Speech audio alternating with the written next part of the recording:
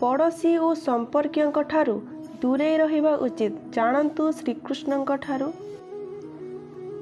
एही कथा मने रखंतु।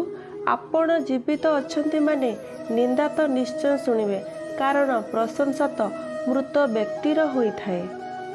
आपण जेते भल कर्म करंतु ना काहेकि, जेते भी भल मनीष हुअंतु ना काहेकि, हेले ए दुनिया आपणक गुटिए भूल को ही अपेक्षा करिथिबो। सबु बेले मनीष चेष्टा करुथाए केमिति अन्यर भूल को खोजिबा। अन्यर भूल देखिबारे निज जीवन एमिति बिताई जाई थाए। केबे भी निजको परिवर्तन करिबा पई से भाबी न थाए, कारण निजर भूल को मनीष जेतेबेले निजे देखिपारे सेतेबेले से निजको सुधरिबारे लागि पड़े।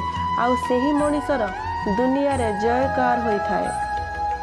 कहिबाकू तो अनेक कथा अछि, हेले प्रकृत खुशी तो चुप रहिबारे ही मिली थाए।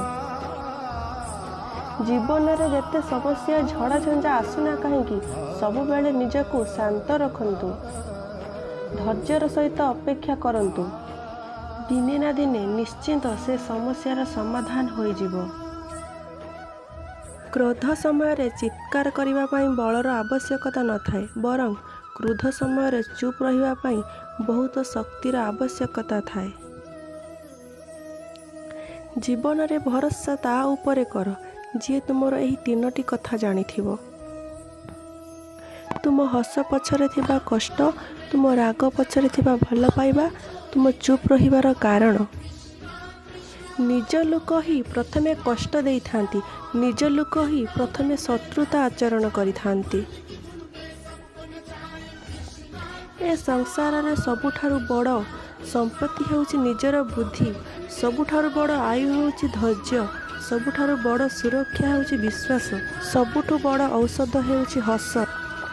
आश्चर्यर कथा जे ए सबु बिना मूल्य रे ही मिली थाए। चित्कार करी तो से ही कही थाए जी मिछ कही थाए, सत्य तो धीरे धीरे कहले भी पूरा ब्रह्मांड कंपी उठे।